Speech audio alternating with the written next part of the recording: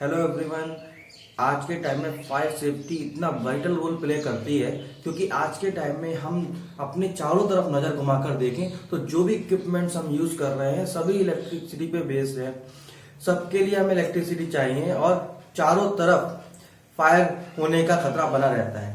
Fire एक ऐसा topic है जिसके बारे में हम कोई बात नहीं करना चाहते, लेकिन स्पेशली जो छोटे बिजनेस हाउसेस हैं, अगर हम उनके पॉइंट ऑफ व्यू से सोचें तो हमारा इतना ज्यादा इन्वेस्टमेंट जो है हमने अपने बिजनेस में किया होता है कि यदि हमारे घर में या हमारे बिजनेस में कभी फायर का सामना करना पड़ जाए तो हम पूरी तरीके से बर्बाद हो जाते हैं। ना सिर्फ हमारा जो इन्वेस्टमेंट है, ना सिर्फ हमारा फाइनेंशियल लॉस होता है, बल्कि हमारी जो रेपुटेशन जो हमने सालों में बनाई है वो सब एक मिनट में सब खत्म हो जाती है। और अगर उसके साथ में कोई ह्यूमन लॉस हो जाता है तो शायद उससे हम कभी नहीं उबर पाते हैं।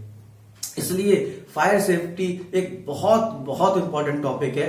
हम सब इससे भागते हैं, लेकिन ना सिर्फ हमें इससे भागने की जरूरत नहीं है, बल्कि फायर सेफ्टी को हमें जानने की जरूरत है कि फायर सेफ्टी की वो कौन सी बेसिक चीजें हैं जिसकी इंफॉर्मेशन हमें हो, ताकि कभी हमें अगर फायर सेफ्टी की जरूरत पड़ जाए या फायर का सामना करना पड़ जाए तो हम उन बातों को जानते हुए फायर से बच सके। ना सिर्फ खुद बच सके, अपने बिजनेस को बचा सके, बल्कि जो लोग हमारे साथ में एसोसिएट है हम उन सब की जान भी बचा सके। तो आज जिस टॉपिक पे मैं बात करने वाला हूं वो बहुत ही इंपॉर्टेंट टॉपिक है। मैं आज बात करने वाला हूं अर्ली वार्निंग सिस्टम के बारे में। हम सब जानते हैं कि फायर की जो प्रॉपर्टी है वो ये है कि फायर एक्सपोनेंशियली बढ़ती है, यानी जितना ज्यादा टाइम इन्वॉल्व होता जाएगा फायर एक्सपोनेंशियली उतनी ही ज्यादा बड़ी होती जाएगी।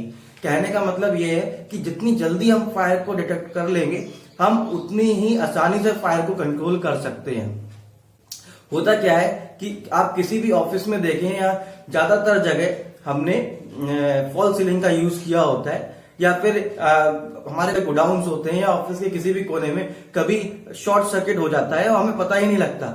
और जब हमें पता लगता है फायर बहुत बड़ी हो चुकी होती है और उसे कंट्रोल करने के लिए बहुत ज्यादा एफर्ट्स की जरूरत होती है। कई बार फायर हम कंट्रोल कर पाते हैं और कई बार फायर इतनी बड़ी हो जाती है कि हम कंट्रोल ही नहीं कर पाते, फायर ब्लेज्ड स्टेज में पहुंच जाती है।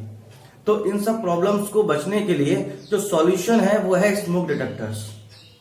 हेलो एवरीवन, मेरा नाम है आशीष गुप्ता। मैं फायर सेफ्टी से जुड़ा हुआ हूं पिछले 6 सालों से। मुझे कुछ बेसिक नॉलेज है फायर सेफ्टी के बारे में जो मैं आप लोगों के साथ शेयर करना चाहता हूं। आज मैं बात कर रहा हूं स्मोक डिटेक्टर्स के बारे में। स्मोक डिटेक्टर्स वो डिवाइसेस होती हैं जो कि अर्ली वार्निंग सिस्टम का काम करती हैं। जब कभी फायर होती है तो सबसे पहले स्मोक स्टार्ट होती है। ये स्मोक डिटेक्टर उस स्मोक को सेंस करके सायरन करना स्टार्ट कर देते हैं, जिसकी वजह से हम अलर्ट हो जाते हैं और हमें पता लग जाता है कि कहीं ना कहीं फायर है, जिसकी वजह से ये स्मोक डिटेक्टर्स सायरन कर रहे हैं, आवाज कर रहे हैं। ये जो स्मोक डिटेक्टर्स हैं ये बेसिकली 2 टेक्नोलॉजी पे काम करते हैं, जो कि है आयनाइजेशन टेक्नोलॉजी और फोटो इलेक्ट्रिक टेक्नोलॉजी। 3 तरीके के डिटेक्टर्स मार्केट में आते हैं। पहला है आयनाइजेशन टेक्नोलॉजी बेस्ड डिटेक्टर्स, दूसरा है photo electric technology based detectors, और तीसरे डिटेक्टर्स जो मार्केट में आते हैं वो इन दोनों टेक्नोलॉजी का कॉम्बिनेशन होते हैं।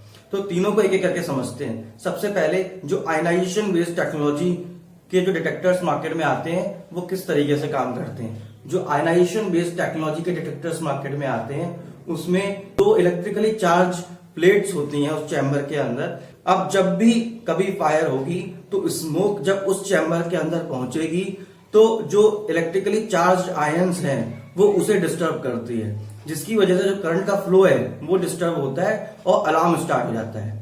जैसे ही अलार्म स्टार्ट होता है हमें पता लग जाता है कि कहीं पर फायर है और हमें फायर का सामना करना है, हमें उससे लड़ना है। जो फोटो इलेक्ट्रिकली बेस्ड डिटेक्टर्स हैं उसमें एक लाइट सेंसर लगा होता है और उसके साथ में एक लाइट सोर्स होता है।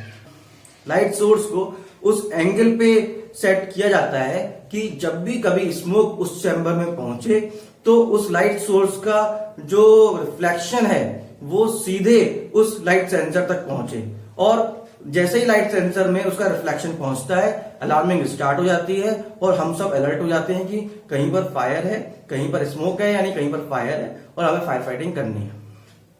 जो तीसरे तरीके के डिटेक्टर्स मार्केट में आते हैं वो इन दोनों टेक्नोलॉजी के कॉम्बिनेशन को यूज करके बनाए जाते हैं, जिनकी इफिशियंसी काफी ज्यादा बढ़ जाती है। तो जो कुछ ऐसे प्लेसेस हैं जहां पे बहुत ही ज्यादा माइन्यूट स्मोक को भी हमें सेंस करना होता है और फायर सेफ्टी करनी होती है, वहां पर हम दोनों टेक्नोलॉजी का जो कॉम्बिनेशन है उन डिटेक्टर्स का यूज करते हैं। इस पूरी डिस्कशन का जो कंक्लूजन है वो ये है कि हमारे पास कुछ ना कुछ अर्ली वार्निंग सिस्टम होना बहुत जरूरी है, क्योंकि हमारे पास इक्विपमेंट्स तो लगे हुए हैं, फायर एक्सटिंग्विशर्स तो हमारे पास अवेलेबल हैं, लेकिन कई बार ऐसा होता है कि इक्विपमेंट्स हमारे पास अवेलेबल हैं, लेकिन जब तक हमें पता लगता है कि हमारी प्रीमाइस में फायर हुई है, तब तक फायर इतनी बड़ी हो चुकी होती है कि जो इक्विपमेंट्स हमारे पास हैं वो कम पड़ जाते हैं और हम अपने एग्जिस्टिंग इक्विपमेंट्स के साथ में फायर सेफ्टी कर ही नहीं पाते, फायर को कंट्रोल कर ही नहीं पाते। अगर हमारे पास अर्ली वार्निंग सिस्टम लगा हुआ है तब हम बहुत ही इनिशियल स्टार्टिंग में ही हम पता लग जाएगा हमें कि यहाँ फायर है और हम अपने एग्जिस्टिंग इक्विपमेंट्स के साथ में आसानी से फायर सेफ्टी कर पाएंगे, उस फायर को कंट्रोल कर पाएंगे और कोई बड़ा हादसा होने से हमारे प्रीमाइस में बच जाएगा। इसीलिए ये स्मोक डिटेक्टर्स बड़े हादसे को रोकने के लिए बहुत बड़ा रोल प्ले करते हैं। तो ये सब हम लोगों की प्रीमाइसेस में होने ही चाहिए। Thank you so much, have a nice day.